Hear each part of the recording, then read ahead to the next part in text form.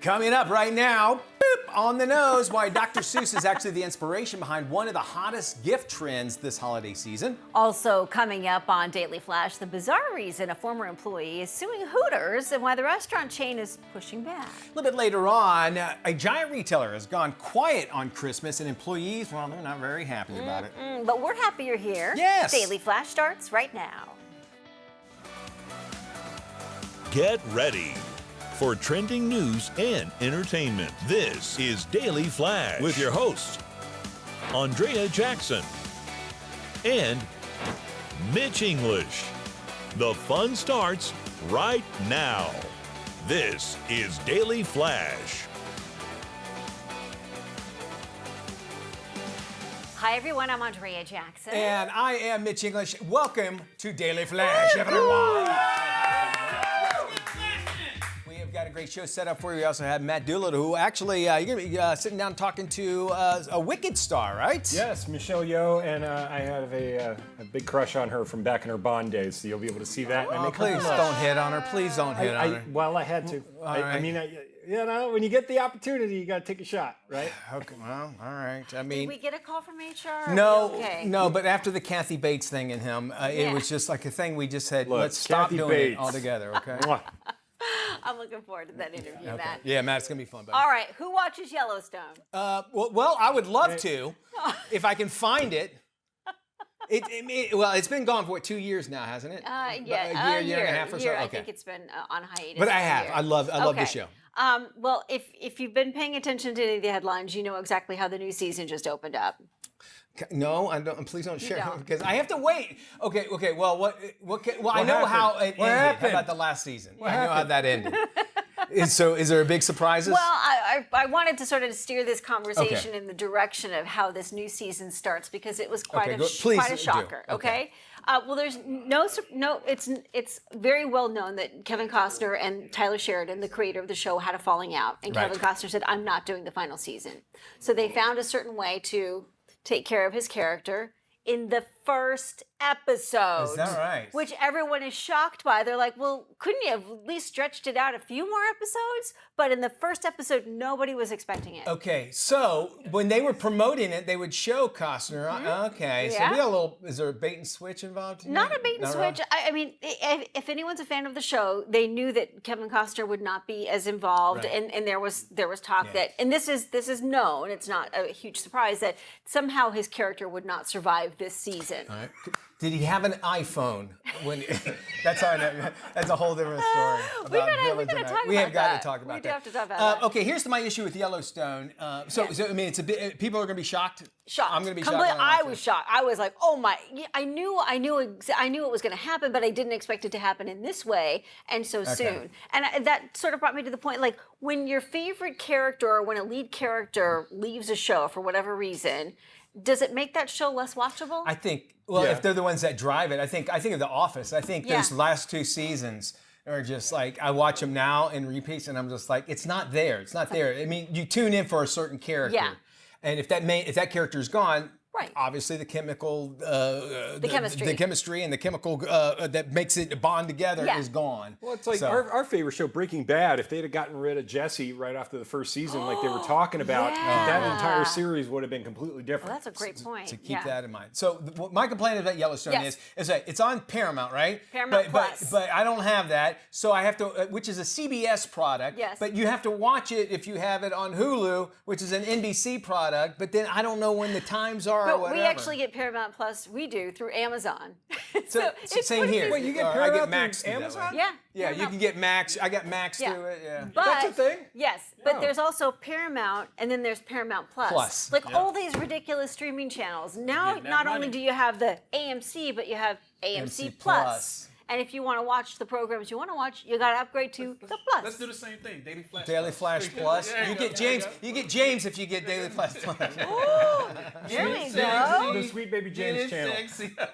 Yes, but you're right. It is difficult to find Paramount Plus and find that show. But find what it CBS is. was airing them for quite some time on the network Yeah. during, when the actor strike was going on because they weren't sure what would happen. But that show's really racy, so there's a lot of stuff that they can't air on the network. They had the same thing with the actor strike back back in the early 2000s, if you remember that one with Dexter, and that's how I started watching Dexter. And Dexter's nothing but murder. I was like, how are you getting this on CBS? But they edited it well enough that I didn't know. So I was cool with it. Let's jump into some of the trending stories around here. A nose job from a plastic surgeon in Turkey is considered one of the hottest gifts this holiday season. Who knew? She's actually offering what's known as Whoville. The doctor is actually making a name for herself on social media with videos showing off the virtual transformation. She says that her work is actually inspired by Dr. Seuss and How the Grinch Stole Christmas. Her video shows off the before and after look of the patients whose nose have been reshaped with an upturned tip. See it? Okay. The reaction, a little mixed. Some love it, some hate it. Nose jobs or rhinoplasty has become a hot holiday gift trend during the, according to the American Society of Plastic Surgeons. Yeah, that little tip there, I think of Susie Who, her little nose goes up. This guy has it, you can see that. All right, well, I think that's always, it's cute, you know? Yeah. There's some major transformations, though, if you think about it. I think they look nice. They don't look completely, they don't look exaggerated. I think they look natural. So that's a good thing. But is it weird to gift someone plastic surgery? I think so. I think it's kind of weird. You just give him a gift card. Do you like, here you go. Here's Dr. Trevisani. That is what it is. It makes them look better. It's like the BBL for the face. Here's the thing. I'm not going to a guy that's going to make me look completely different and go, hey, I got a coupon. I'm not doing that. Give me the cash. I don't go. It does sort of boggle your mind when you're driving down the road and you see a billboard for a plastic surgeon. Yes. $1.99. I'm like, who would pay $1.99 for plastic surgery? Yeah, think about that. I mean, all right. If it works, to each his okay, own, right? yeah.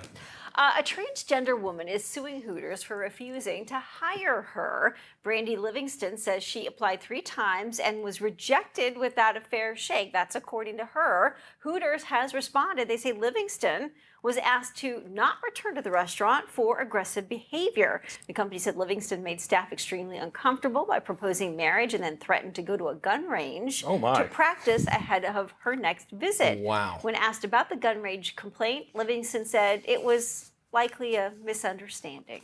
And she misspoke? So she's saying they're not hiring her because she's a trans woman. Yes. And they're saying, no, it's because you're doing all of this weird stuff and you're making us with weird. us and our and our employees, and you make people feel uncomfortable. I went to a Hooters one time, no lie, and a guy served us, and to this day, I think. Yeah, huh? One time?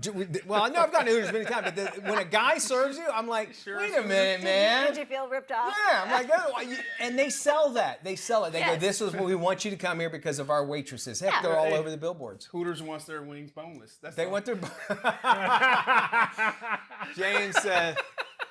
I'm not even going to repeat what James said. Hopefully your mic was on when they said that. Have you gone to Twin Peaks? Actually, I have, yeah. Okay. My wife and I actually went out there. Great scenic views. Too.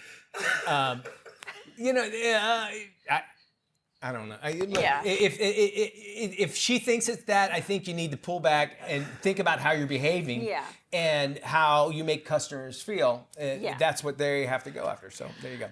Neiman Marcus has removed the word Christmas from its iconic annual gift catalog. For the first time ever, the retailer is calling the glossy catalog the Holiday Book instead of the Christmas Book. The name change is raising concerns inside the luxury chain's headquarters. It's all unfolding as the CEOs are restructuring the 117-year-old company ahead of a buyout. This is Neiman's last holiday season before it's acquired by rival Saks Fifth Avenue for nearly $3 billion. Why do you got to take Christmas out of the Christmas catalog? Yeah, exactly. I mean, I can understand if you want to call it holiday and then you can spread it out. I get that. But here's the thing. You know, if somebody says, hey, comes up to me and says Happy Kwanzaa or Happy Hanukkah, I'm not going to be offended. No. I don't know why we have to take it away, especially if it's been tradition for so long. Yeah. To me, it would be like, oh, they're following tradition. I appreciate that sort of thing. And you'd think that the new regime that's going to come in that would want to honor that, but it doesn't seem like that's the case. Yeah, 117 years, and you've gone with a catalog that's been your Christmas catalog for however many of those years, and then all of a sudden you decide in your last final hurrah, you're going to just change it to the holiday catalog? You can't do that. Boo! Speaking of Christmas, though, the Christmas tree at Rockefeller Center, it has arrived. It marks the 93rd year for the city's holiday tradition. The 74-foot, 11-ton Norway spruce has made its way from West Stockbridge, Massachusetts to downtown Manhattan. Earl and Leslie Albert, who were newlyweds at the time, this is cool, check it out. They planted the tree back in 1967. Wow. Well, Leslie passed away just prior to Rockefeller's head gardener arriving to scout out the tree. The family sees it as a great tribute to their mom. Now, the last time Rockefeller Center chose a tree from Massachusetts was way back in 1959. The iconic tree is a mainstay for New Yorkers, past and present. The first tree actually went up in 1931 by Italian-American workers who were building the skyscraper. Neat stuff there, right? Love so seeing cool. that. Me too. All right, we got great stuff still to come right here on Daily Flash. You don't want to miss out on Matt's talking to Michelle Yeoh from Wicked. See what she's going to be doing in the new movie. Yeah, we've got all sorts of things coming up too. We're going to talk about AI news anchors. Wait until you see the AI news anchors. It's crazy.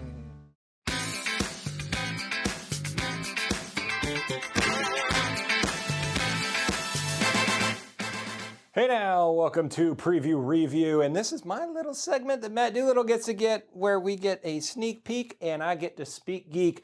And a big trailer just hit today is Mission Impossible: The Final Reckoning. Check it out.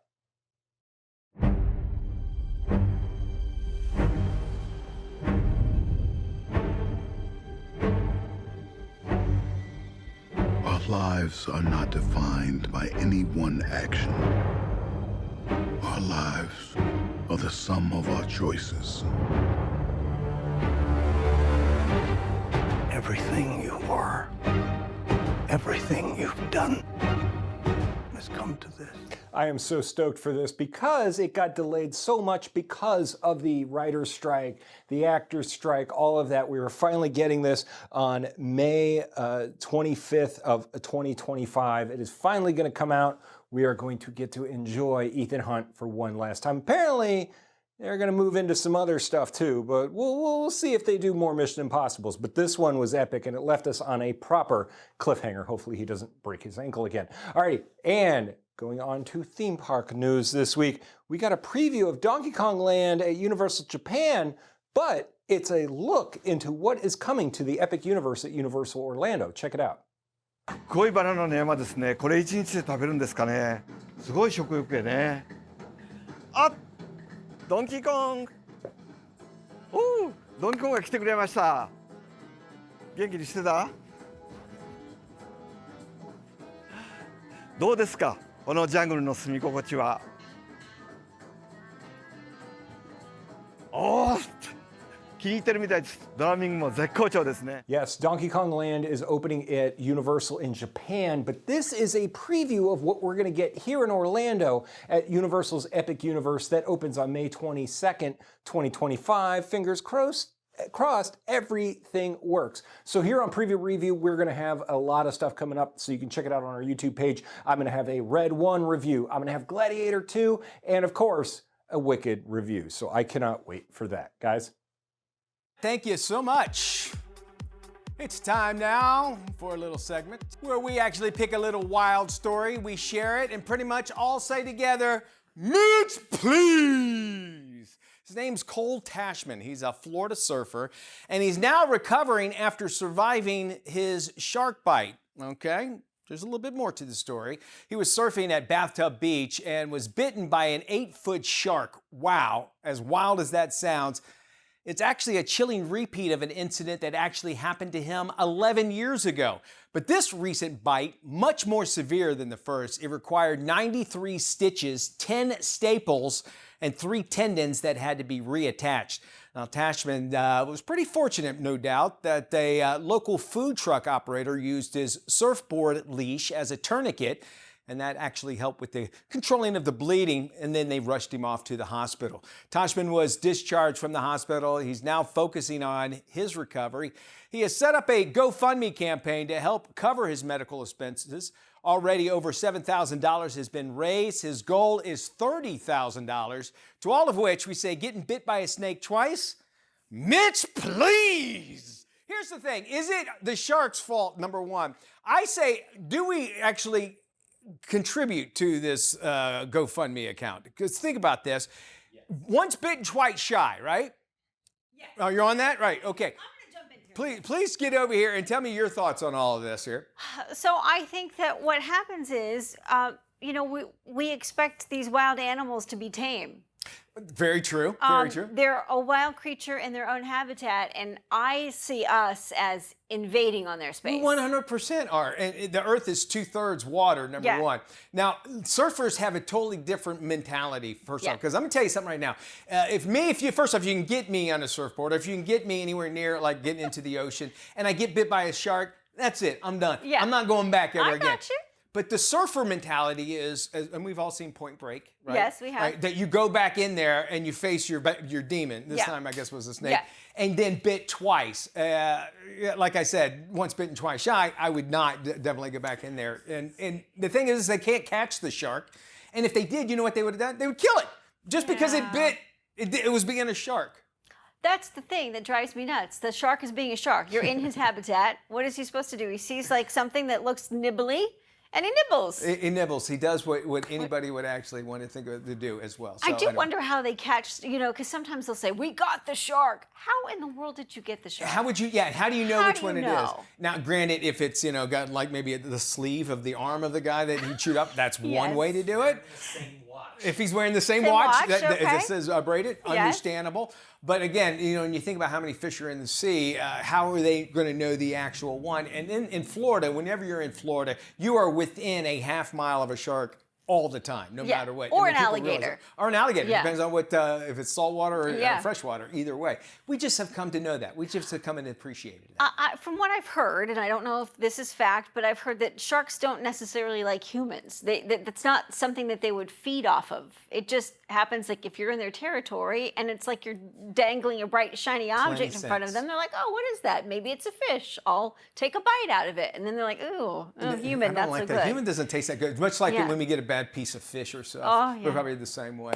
Alrighty, in upstate New York, the ultimate safe house has hit the market. Get this, for $2.69 million. Ooh. Some of its amenities: steel reinforced walls, a security gatehouse, concrete floors, a NASA-designed water filtration system, secret escape routes, panic rooms, and even a private helipad. It also features saltwater pool and a spa, a home theater, a gym, a library, a ballroom, and nearly 10,000 square feet of white sandy beach. No sharks. There's 8,200 square feet of living space with 5 bedrooms, 5 bathrooms, and guess what? Don't worry. Once you get out on the land, you got 10 acres to run around. 10 acres. And that's not bad, right? Yeah. I'm loving that. We've got more Flash coming up right around the corner. Don't go anywhere. We love having you along.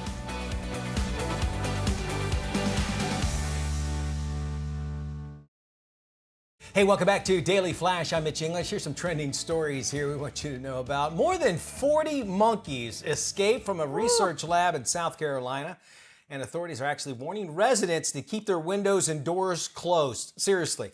Authorities say that the monkeys broke out of a facility that specializes in biomedical research when a caretaker, forgot to shut the door. Now, search teams from the lab are working to locate the monkeys. They're running loose within the perimeter of the research facilities. Crews were setting traps, and basically with apples and peanut butter. They also were using thermal imaging to locate the monkeys. A lab spokesperson said the 43 primates were young females, each weighing about 7 pounds. Investigators say that there's no health risk associated with the primates. The monkeys were housed at the lab, had not been used for any type of research. At last count, I think they were at 24 that they have actually caught so far, but there's still some out on the loose, monkeys out on the loose, so be careful. And from what I understand, this has happened several times before. And you think, how do they get out? It seems like there should be like 2 doors, you know what I'm saying? Like there's one door and it just goes outside, you know what I'm saying? Somebody forgot to close the door? That's what happened. They forgot to shut the door and then they ran out. It seems like there should be like a vestibule or something like that that would stop that. And when I think of research labs, I always see them go through like a decontaminated room and that sort of thing, but that doesn't seem the case. Here in Central Florida in the Ocala National Forest, they have a lot of wild monkeys that were left over from a couple of movies that they shot up there, and Tarzan is one of them. So there's an island that they all live on. And occasionally, if you're up there and you're doing some boat tours, you may see one see some monkeys every once in a while. There you go. A new television station is featuring AI-generated news anchors and news content. Take a look. Hello, and welcome to Channel One, a new way of consuming, reporting, and thinking about the news powered by artificial intelligence. Today, you'll witness AI-generated stories and headlines, captivating visuals, and data-driven insights. From global news to finance to entertainment, we'll show you how technology enables us to bring you a global perspective. That is an AI news anchor. The Los Angeles-based Channel 1 is hoping to be the first ever nationally syndicated news station in the U.S. to use AI-created anchors and reporters instead of humans. Its content, video, and images will also be generated by AI. So right now, when you watch a movie, maybe a not so big budget movie that they can afford a CNN anchor, they use like actors. That's what this seems like right now, where it's the cadence isn't right. Yes. But that's right now. I mean, within a year from now, they're going to be, doing the things that normal news anchors do. I find this terrifying. I do too. Because even though you can kind of tell a little bit, the voices seem a little odd, the images maybe just a tiny bit glitchy, they could all pass as a news anchor, as a 100%. human news anchor, and yet this is all AI. Even the content, even the video stuff is generated, AI generated. And which is a little scary because, okay, they gather that information and you get a synopsis of what all the information they get. I mean, it puts it into one. But, they have admitted, too, that sometimes AI doesn't say the right things as well.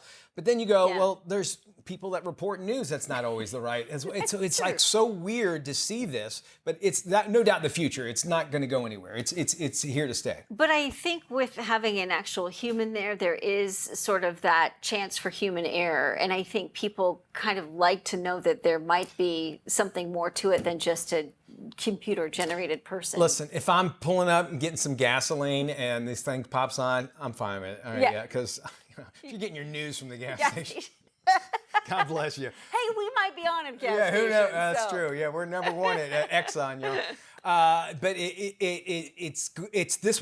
it's not going away. Yes. Just know that it's only going to get better, and it's here to stay. We go now to Australia, where a breakdancer known as Ray Gun. She said she's hanging up her sneakers. The 37-year-old performance at the Paris Olympics actually went viral for all the wrong reasons. Her name is Rachel Gunn. She competed in 3 breakdance battles and was just shut out. Rachel revealed she doesn't want to face the criticism that can come with future competitions. Gunn says that she'll continue to breakdance, but in her privacy of her own home. Breakdancing will not be a part of the 2028 Olympic Games in Los Angeles. Because of this, possibly, it was something for people to watch, though.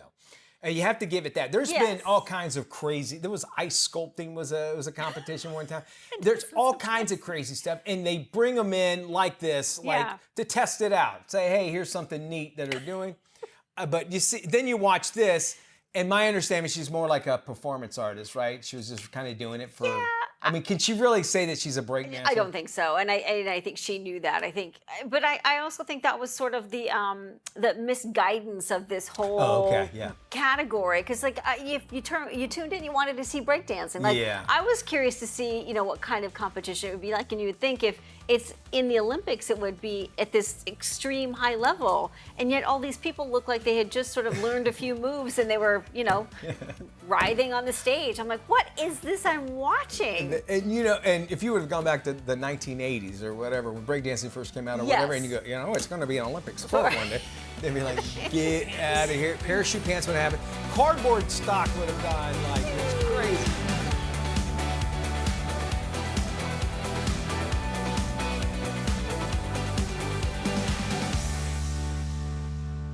This is Daily Flash with your hosts, Andrea Jackson and Mitch English. Trending news and entertainment. This is Daily Flash.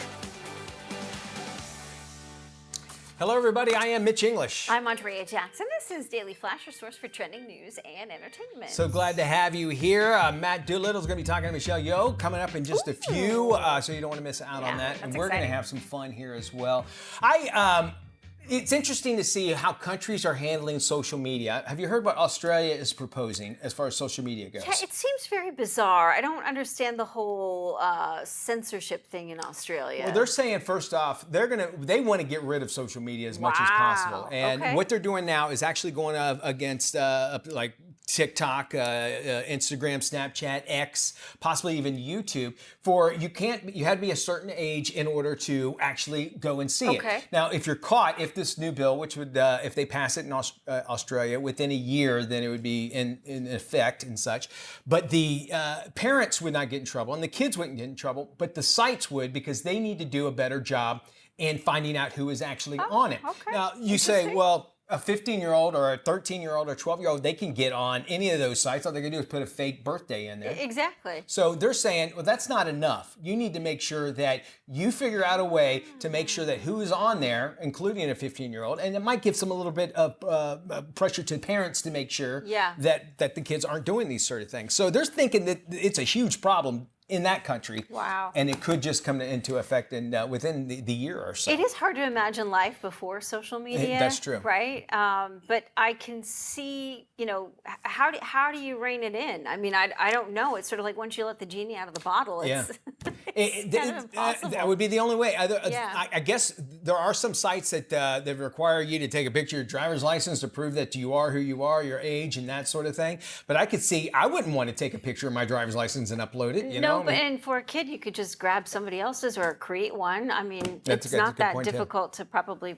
put one together and fake it so you could create your own account. I mean, that's tough to police. And these companies make so much money, they're going to fight it. So I don't think it'll come to fruition, but at least they're saying we want to do something about it. I think it's got to end up with the parents. I mean, and the schools. You got to, I think schools just some of the schools here in Central Florida have said no more phones in the classroom. Which I think you is can bring great. it to school, but you can't have it in the classroom. And that they said that has completely changed the learning landscape.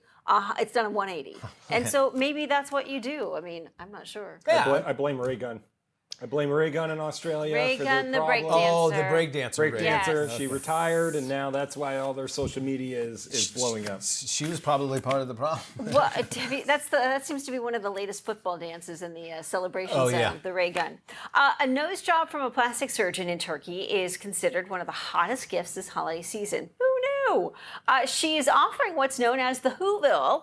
The doctor is making a name for herself on social media with videos showing off a virtual transformation. She says her work is inspired by Dr. Seuss and How the Grinch Stole Christmas. Her video shows off the before and after looks of her patients whose noses have been reshaped with an upturned tip.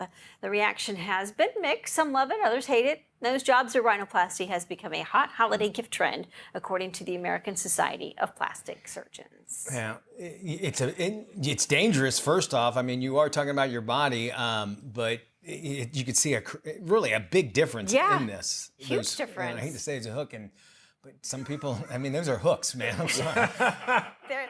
Wow. Never look at it. I do think her work is nice because it's subtle. It's not. I mean, obviously we're just getting a profile picture, but it looks very nice. I'm all for it. If you want to make something on you, you want to change. Okay, all right, no problem at all. The problem is that you can't go and think you can change absolutely everything. It's part of wabi-sabi. I mean, you're going to have to deal with one or the other. Mine is I'm either getting rid of my chin or getting hair implants. But I don't know, one or the other. I almost feel like it could sort of be like a leaky boat scenario because you fix one thing and then you're like, oh, but my eyes don't really match my nose. So let's go do the eyes. Well, no, my mouth doesn't go with the new nose and the eyes. Cat lady. Just back in the news the other day. It's so true because it's like one small thing will change the whole dimension of your face, and then you can see how these people develop body dysmorphia. 100%.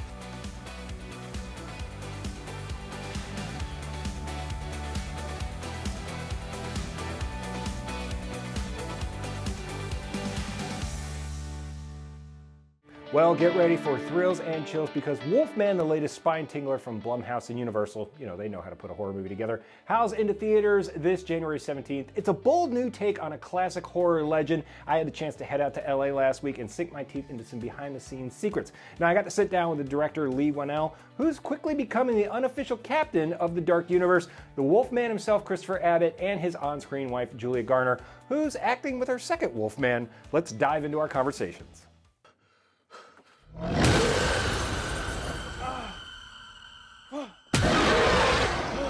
And I appreciate the almost 2-hour anxiety attack the whole film. Oh, so, good. That's what you're going for. I'm really right? happy.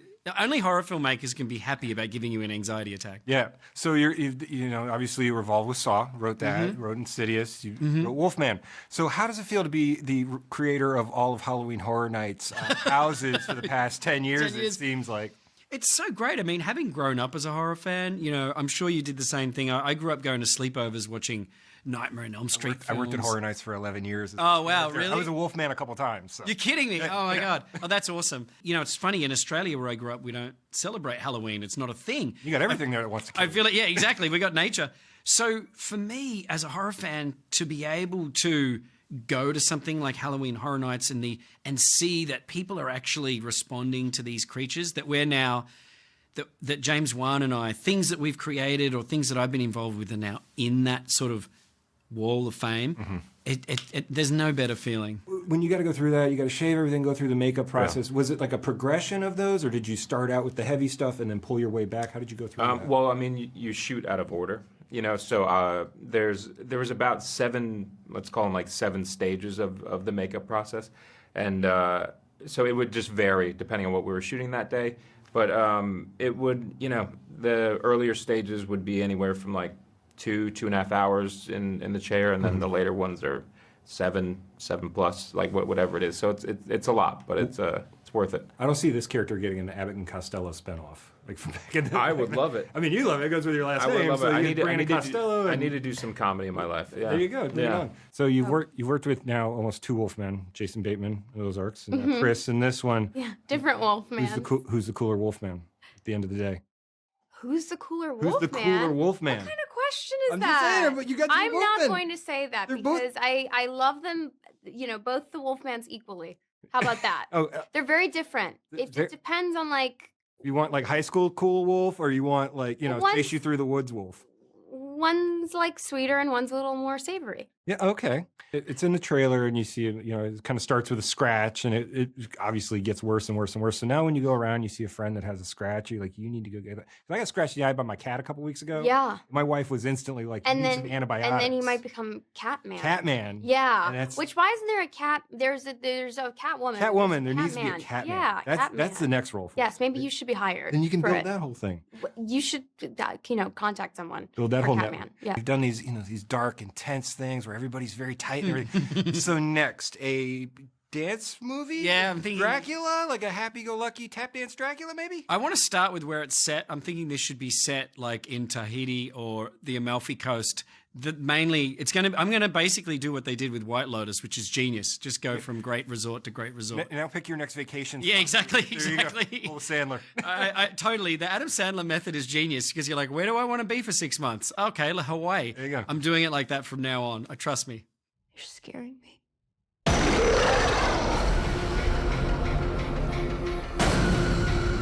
Back off! Please, Daddy's mean. Hurry, Mommy. Look, Julia, I think you need to go pitch the Catman idea to Lee, and we get that rolling. I'm happy to star in that. Look, this movie is super fun. I have my formal review up on our YouTube page. Just search Daily Flash Show, and a preview review on there, special edition. A little bit of a longer conversation with this. Me and Chris get into our love-hate relationship with the Magic and the Knicks. So make sure you go check that out. And make sure you check this out in theaters on January 17th. Wolfman in theaters. Over 100,000 tech lovers have descended on Las Vegas for CES 2025, the ultimate playground for the latest gadgets and innovations. Tech Life columnist Jennifer Jolly, live in Vegas, ready to give us an insider story. Jen, where do we begin?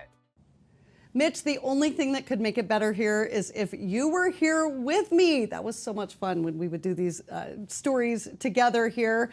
But alas, I'll just do what I can without you and let you know all about it. For the second year in a row, AI is taking center stage in, well, kind of everything here, including the latest laptops like this Samsung Galaxy Book 5 Pro.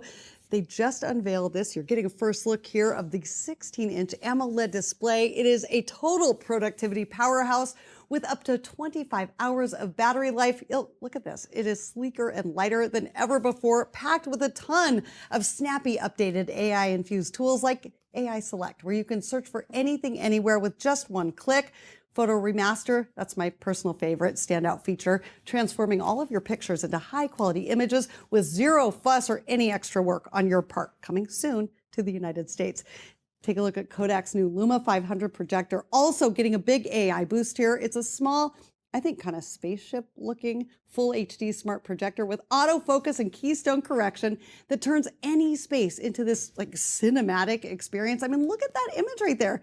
Doesn't that look like you would see at a movie theater? And thanks to this AI smart insides here and better integration with things like Google, you can now browse more than 700,000 movies, TV episodes, and live TV from across your streaming services all in one place. This on sale now. This current backyard model P-Electric pizza oven lets you bake a 12-inch pizza in your backyard or even right inside your house because it's electric. You can use it indoors. The oven heats up to as much as 850 degrees and uses a proprietary algorithm to keep that temperature even so you don't have to flip the pizza halfway through the cook.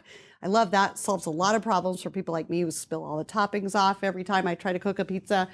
I love that the app's pizza build calculator figures out the perfect cooking time and temperature too, based on things like thin or thick crust, the amount of sauce, cheese, and other toppings. Comes out in Q2, just under $600. Wybot's S3 pool cleaning robot is making a splash here with new bells and whistles like advanced 3D mapping and the world's first self-emptying pool cleaner. It's cord-free, docks itself, uses solar panels to help charge itself back up inside the pool so you never have to mess with it or wrestle with it. And then thanks to Wi-Fi and onboard sonar, you can see it in action and make changes on the fly from an app on your smartphone. Dreamy's newest X50 Ultra Robot Vacuum. Well, take a look at this. It has a leg up on the competition. Like literally, it can propel itself up and over obstacles 2.5 inches high. They call it their Pro Leap system. Look at those little small little legs roll out there, boost it up over small little steps. The X50 Ultra can also maneuver underneath furniture and identify up to 200 types of objects. That helps it figure out what not to run over or accidentally try to vacuum up. Available for pre-orders, a bunch of extra perks. Today, $1,700. Read more at techish.com. CES, the Consumer Electronics Show, is the world's largest tech event, showcasing the groundbreaking innovations that will shape the future of technology. Joining us now with a sneak peek live from the showroom floor in Las Vegas is technology and lifestyle expert Stephanie Humphrey. This year at CES 2025, we're seeing innovations that are truly pushing the boundaries of technology. One of the major trends we're seeing is the growing demand for sustainable power solutions. People are looking for ways to reduce reliance on traditional energy, and this year, Jackery is debuting the Jackery Solar Generator 5000 Plus. It's lightweight, eco-friendly, and offers 4,000 charging cycles, making it a long-term power solution for your home. Another trend at CES is the focus on smart home technology. The Narwhal Flow has a unique mopping system that applies fresh water while removing dirty water, leaving your floors spotless. It even cleans right up to the edges, giving you a hands-free, all-in-one cleaning solution. And when it comes to cleaning your valuables like eyewear and jewelry, Optic Wash Elite has really caught my attention. It's a professional-grade, at-home cleaning device that's safe, easy to use, and works in just 2 minutes. For more information, you can follow me on Instagram at TechLifeSteph. Hey, televisions are always a hot tech item, and the screens get bigger, brighter, and even clearer every year. Andrea Smith is in Las Vegas at CES with all the innovations this year.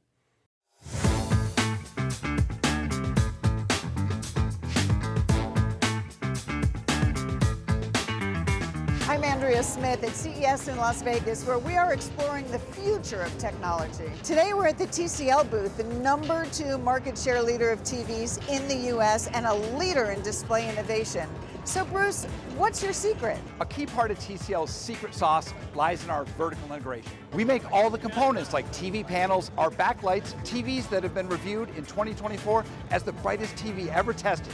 This direct control allows us to offer exceptional value to our consumers, especially in the growing large screen TV market. So how do you see these innovations impacting the future of display technology? Controlling our entire manufacturing process empowers our talented engineers to innovate and rapidly bring cutting-edge technology to market. Our new 2025 QM6 series TVs, our first entry into the 2025 Precise Dimming series, features technology that would have been exclusive to a flagship model just a few years ago.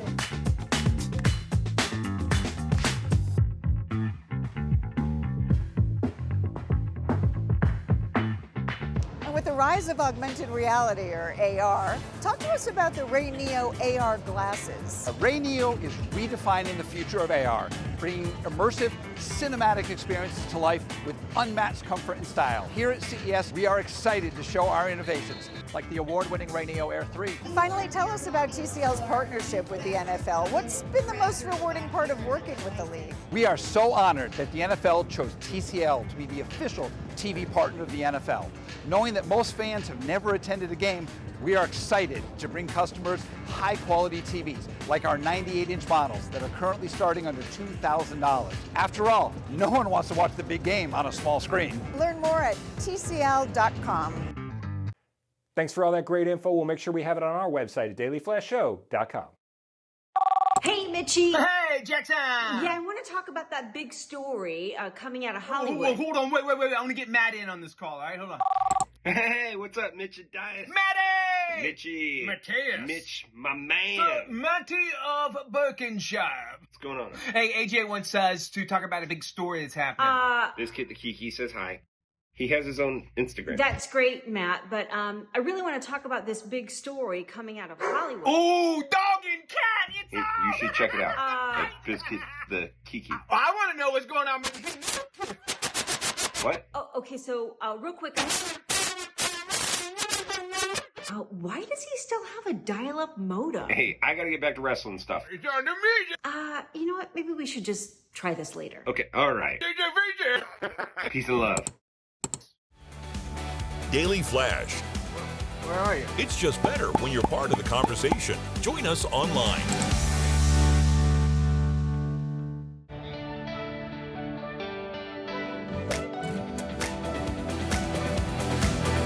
Welcome back to Daily Flash. It's time for us to look at the lifestyles of the rich and famous. We're going to dive into some celebrity real estate. This is where we spend other people's money. Yes.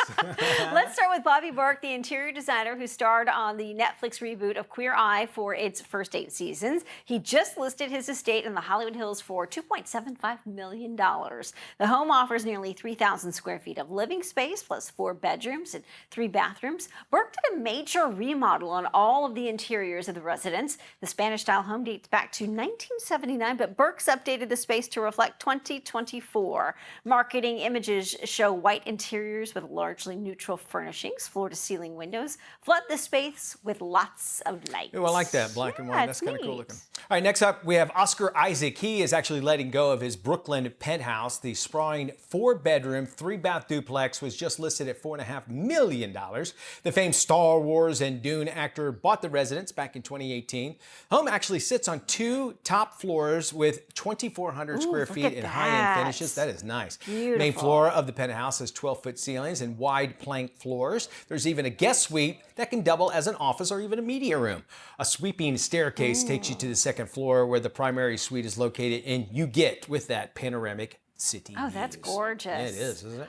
Sonia Morgan's Upper East Side townhome is up for rent. $42,000 a month, my friend. That's the rent. Morgan is a fixture on The Real Housewives of New York City. The 5-story townhouse changed hands when Sonia and her now ex-husband, John Adams Morgan, purchased it back in 1998 for $9 million. The home has 5 bedrooms, 5.5 bathrooms, custom woodwork, and a stunning sunroom that leads to a 35-foot garden. Other standout features include a formal dining room and a master suite with a private balcony. Again, that could be yours for $42,000 a month just to rent. That is a lot. Sonia lived there, so somebody will probably want to stay there just because of that. I suppose so. But who has $42,000 a month for rent? I mean, that's, yeah, I mean, imagine that same amount of money. You rent, you can go and buy something, or at least a decent for 3 months, a decent down payment on some house somewhere. I don't know if I even had so much money, it didn't matter if I would be willing to part with $42,000 a month in rent. It'd have to be convenience, that's it. Yes. That does it for us here. We're sorry you have to leave our home. We love being in yours. Yes, we appreciate you spending time with us. For more information on any of today's stories, be sure to check out our website, dailyflashshow.com. Be good.